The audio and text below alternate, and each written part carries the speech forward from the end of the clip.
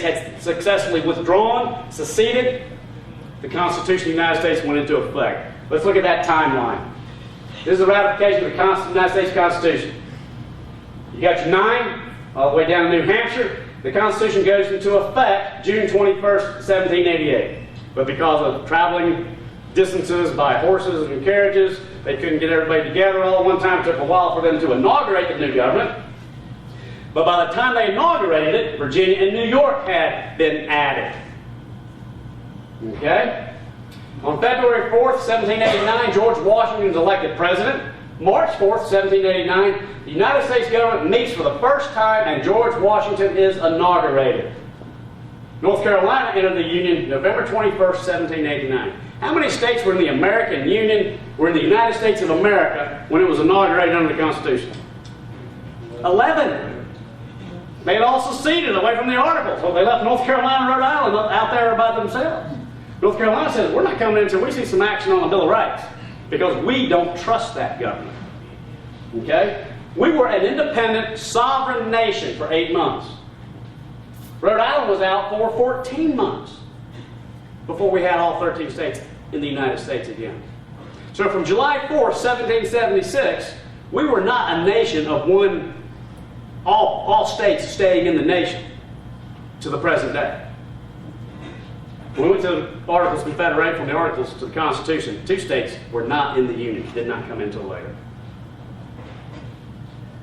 What did the southern states do? And I apologize I don't have Virginia on this one. I just kind of did some for when I do a presentation. But what did they do? Now, what does Article 7 of the Constitution say? The ratification of the conventions of 9 states shall be sufficient for the establishment of this Constitution between the states so ratifying the same. Well, when the southern states decided to secede, what did they do? South Carolina held a convention. They voted to secede. Florida held a convention. Alabama held a convention. Georgia held it. They used the exact same method in the Constitution. And what did Mr. Lincoln say? Let's go back and read his words. The seceders insist that our Constitution admits of secession. It does. It does.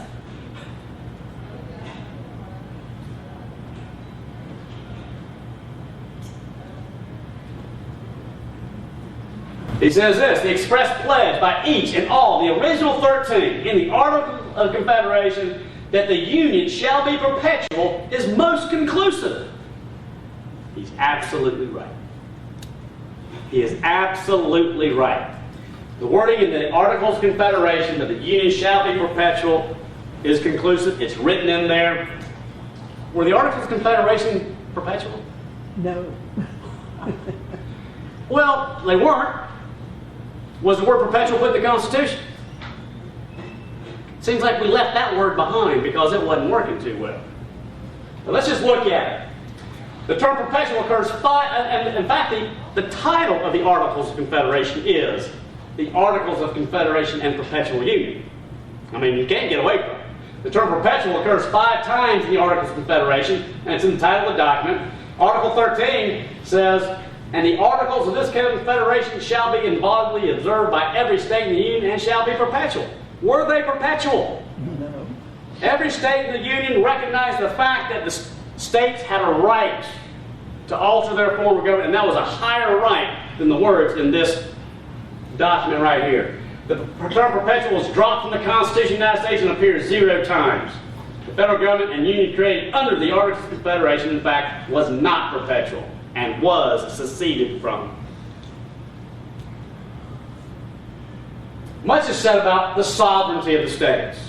In fact, I heard one of the speakers after me talking about the sovereignty of Virginia. Okay, what did Mr. Lincoln say?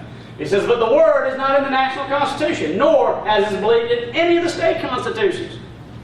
This word sovereignty, because he's going against state sovereignty. Well, Treaty of Paris, let's go back to what the Crown say we were. Free, sovereign, independent states. Okay, he's right, it's not in the Constitution, but let's see if we can get it written down anywhere. Article of Confederation, which he quoted before, says each state retains its sovereignty. Okay, that was in the Articles, he's not quoting that part. Federalist Papers 39, in drafting the Constitution, ratifying the Constitution, each state in ratifying this Constitution is considered as a sovereign body, independent of all others, and only to be bound by its own voluntary act. In this relation, then, the new Constitution will, if established, be a federal and not a national constitution. If the national constitution, once in, you can't get out. We're going into sovereign bodies, a federal union. He says it's not in any of the state constitutions. Massachusetts Constitution 1780. The oath of allegiance you have to take is, I do truly, sincerely acknowledge, profess, testify, and declare that the Commonwealth of Massachusetts is and of right ought to be a free, sovereign, independent state. The people of this Commonwealth have the sole and exclusive right of governing themselves as a free, sovereign, independent state. They say it again. Say it 3 times in the Massachusetts Constitution. How many constitutions did Lincoln see it in? None. Was he a lawyer?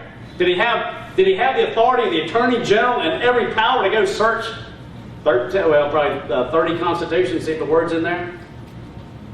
He's pitching it to the people, it's not in there. Vermont, representatives so chosen, they shall have all the powers necessary for the legislature of a free and sovereign state. Tennessee, Article 32, contained within the charter limits of the state over which the people have the right of exercising sovereignty and right of soil. What you've been listening to is John Ainsworth.